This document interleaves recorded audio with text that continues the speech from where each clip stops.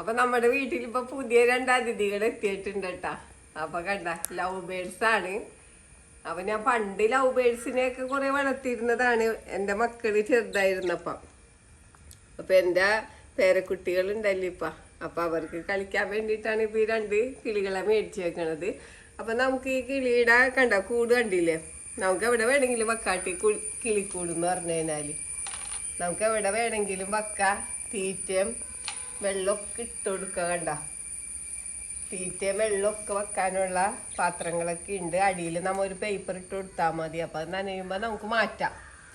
അപ്പം ഈ കിളിനെ വളർത്തണേൻ്റെ ഉദ്ദേശം എന്ന് പറഞ്ഞാൽ കുട്ടികളൊക്കെ ഇന്ന് മൊബൈൽ ഫോണൊക്കെ വെച്ചിരിക്കണം. ഭക്ഷണം കഴിക്കണമെങ്കിലും മൊബൈൽ ഫോൺ വേണം, എല്ലാത്തിനും മൊബൈൽ ഫോൺ വേണം. അപ്പം അതിൻ്റെയൊക്കെ ഉപയോഗം നമുക്ക് കുട്ടികളിൽ കുറക്കാനൊക്കെ ഏറ്റവും നല്ലതാണ്. ഈ കിളികളെയൊക്കെ കാണുമ്പോഴും അവരുടെ ആ സാമീപ്യമൊക്കെ മൂലം കുട്ടികളുടെ ബുദ്ധി വികാസത്തിനൊക്കെ നല്ലതാണ്. അപ്പോൾ കുട്ടികളുള്ള വീട്ടിലൊക്കെ നമ്മൾ ഇതേപോലെ 2 കിളിനെയൊക്കെ നമുക്ക് വളർത്താം. നമുക്ക് ഫ്ലാറ്റിൽ പോലും വളർത്താം ഈ കൂട് വെച്ചിട്ട്. കണ്ട ഈ ഇങ്ങനത്തെ ഒരു കൂടുണ്ടെങ്കിൽ നമുക്ക് വലിയ സ്ഥലമൊന്നും വേണ്ടല്ലോ കിളിനെ വളർത്താനൊന്നും. ഇപ്പം ഇതിലൊരു 3 കിളിനെയൊക്കെ നമുക്ക് ശരിക്കും വളർത്താം. അപ്പം കിളിനെ വളർത്തുമ്പോഴെന്ന് വെച്ചാൽ ശ്രദ്ധിക്കേണ്ട കാര്യങ്ങൾ എന്ന് വെച്ചാൽ നമ്മൾ പട്ടിയൊന്നും പിടിക്കാത്തോടത്ത് വേണം ഈ കൂട് വെക്കാനായിട്ട്. പിന്നെ കാക്കയൊക്കെ കണ്ടു കഴിഞ്ഞാൽ കാക്കയൊക്കെ ഈ കിളിനെ എടുത്തോണ്ട് പോകും. അപ്പം അങ്ങനെയുള്ള സ്ഥലങ്ങളിലൊക്കെ നമ്മൾ വെക്കരുത്. നമുക്കിത് ബാൽക്കണിയിലൊക്കെ വെക്കാം. നമുക്ക് എവിടെ വേണമെങ്കിലും വെക്കാന്ന് പറഞ്ഞല്ലോ. കണ്ട ഇതിൻ്റെ കാഷ്ടമൊക്കെ വീഴാനായിട്ടുള്ള ട്രേയും ബോക്സൊക്കെ ഉണ്ട്. അപ്പം നമുക്ക് ഇതിൽ നനഞ്ഞഴിയുമ്പോൾ നമ്മൾ ഈ പേപ്പർ മാറ്റി കൊടുത്താൽ മതി. പിന്നെ കണ്ട തീറ്റ നമുക്ക് തന്നെയാണ് ഈ കിളികൾക്ക് കൊടുക്കണത്.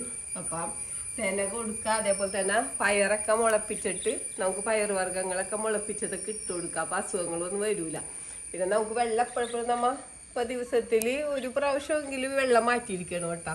വെള്ളം മാറ്റിയിട്ട് നമുക്ക് പുതിയ വെള്ളം വെച്ചു കൊടുക്കുക. അഴുക്കൊന്നും വീഴില്ല വെള്ളത്തിൽ, എന്നാലും വെള്ളം മാറ്റി കൊടുക്കണം.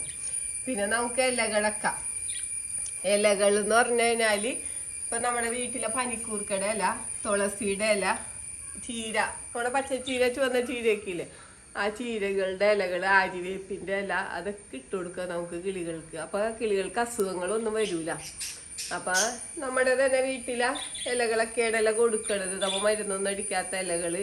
അപ്പം നനവുണ്ടാവാൻ പാടില്ല കേട്ടോ ഇലകൾ കൊടുക്കുമ്പോൾ നനഞ്ഞ ഇലകളൊന്നും ഇട്ട് കൊടുക്കരുത്. അപ്പോൾ അവർക്ക് വയറിനൊക്കെ ഇൻഫെക്ഷനൊക്കെ വരും. അപ്പോൾ ഉടങ്ങിയ ഇതേപോലെ വെള്ളമില്ലാത്ത ഇലകളൊക്കെ വെച്ചു കൊടുത്തു കഴിഞ്ഞാൽ അവരതൊക്കെ കൊത്തി തിന്നോളും. പിന്നെ ഇതുങ്ങളുടെ കളികളും, ഇതുങ്ങൾക്ക് ഭയങ്കര ശബ്ദമുള്ള കിളികളാണ് ലവ് ബേർഡ്സ് എന്ന് പറഞ്ഞു കഴിഞ്ഞാൽ. അപ്പം നമുക്ക് പറ്റുകയാണെങ്കിൽ എല്ലാവരും കുട്ടികളുള്ള വീട്ടിലൊക്കെ ഇതേപോലെ 2 കിളിനെയൊക്കെ വാങ്ങിച്ച് കൊടുത്തു കഴിഞ്ഞാൽ കുട്ടികൾ അവരുടെ ഒരു കളിയായിട്ട് ഇത് മാറുകയും ചെയ്യും. നല്ല നമുക്കും ഇത് കാണുമ്പോൾ ഒരു സന്തോഷമുള്ള കിളികളെയൊക്കെ കാണുമ്പോൾ. അപ്പോൾ കണ്ട ഇതേപോലെ നമുക്ക് എളുപ്പത്തിൽ നമുക്ക് കിളിനെയൊക്കെ വളർത്താൻ. കണ്ട നമുക്ക് കാണാൻ നല്ല ഭംഗിയുണ്ട്. ഇത് പല തരത്തിലുള്ള പല കളറിലുള്ള കിളികളെ നമുക്ക് മേടിക്കാൻ കിട്ടും കേട്ടോ.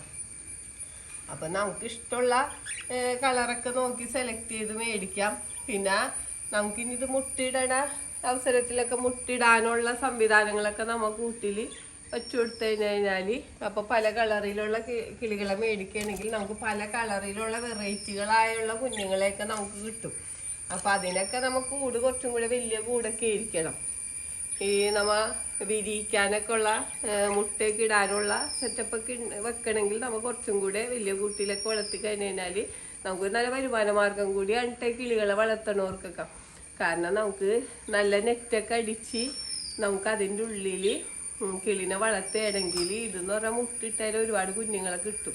അപ്പോൾ നമുക്കൊരു വരുമാന മാർഗം കൂടിയാണ് ഈ ലവ് ബേർഡ്സിനെ വളർത്തുന്നത് പറഞ്ഞു കഴിഞ്ഞാൽ. അപ്പോൾ സ്ഥലമുള്ളവർക്കൊക്കെ നമുക്ക് അങ്ങനെയും ചെയ്യാം. ഞാൻ പണ്ട് ഇവിടെ ഇഷ്ടം പോലെ കിളികൾ എനിക്ക് ഉണ്ടായിരുന്നു. അപ്പം പിന്നെ അത് ശരിക്കും പറഞ്ഞാൽ പ്രസവിച്ചിട്ട് നമുക്ക് ഒരുപാട് കുഞ്ഞുങ്ങളെയൊക്കെ നമുക്ക് കിട്ടിയിരുന്നതാണ്. പിന്നെ പട്ടിയൊക്കെ പിടിച്ചിട്ട് പോയതാണ്. നെറ്റൊക്കെ വലിച്ച് പട്ടിയുടെ ശല്യം ഉണ്ടായിരുന്നു. പട്ടികളാണ് എല്ലാത്തിനെയും കൊന്നു കളയുന്നത്. പിന്നെ കുട്ടികൾ വലുതായി കഴിഞ്ഞപ്പോൾ പിന്നെ നമ്മൾ കിളിനെ വളർത്താൻ, കാരണം അല്ലാണ്ട് തന്നെ ഒരുപാട് കൃഷിയൊക്കെ നമുക്ക് ചെയ്യാനുണ്ടല്ലോ. അപ്പോൾ നമുക്ക് കിളികളിൽ നിന്നൊക്കെ നമ്മങ്ങട് മാറി നിന്നതാണ്.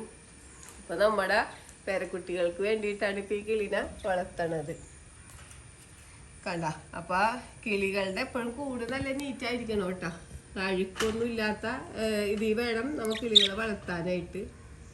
അപ്പോൾ ഇതേപോലെയൊക്കെ നമുക്ക് വളരെ എളുപ്പത്തിൽ തന്നെ നമുക്കിപ്പോൾ ഇതേപോലത്തെ ഒരു കൊച്ചു കൂട്ടിൽ ഫ്ലാറ്റിലുള്ളവർക്കും അതേപോലെ ഒരു ബാൽക്കണിയിൽ വെച്ച് വരെ നമുക്ക് കിളീനെ വളർത്താം. അപ്പോൾ സ്ഥലം ഇല്ലെന്ന് വിചാരിച്ചാൽ ആരും കിളീനെ ഒന്നും വളർത്താണ്ടിരിക്കേണ്ട. ഇതേപോലത്തെ കൂടൊക്കെ ഇന്ന് മേടിക്കാൻ കിട്ടും, കിളികളെ മേടിക്കാൻ കിട്ടും. അപ്പം എല്ലാവരും കിളികളെയൊക്കെ മേടിച്ച് വളർത്തണം. ഈ വീഡിയോ പറ്റി എന്തെങ്കിലും അഭിപ്രായങ്ങളോ സംശയങ്ങളോ ഉണ്ടെങ്കിൽ വീഡിയോക്ക് താഴെ കമൻറ്റ് ചെയ്യുക. വീഡിയോ ഇഷ്ടപ്പെട്ടാൽ ലൈക്ക് ചെയ്യുക, വീഡിയോ ഇഷ്ടപ്പെട്ടാൽ ഷെയർ ചെയ്യുക.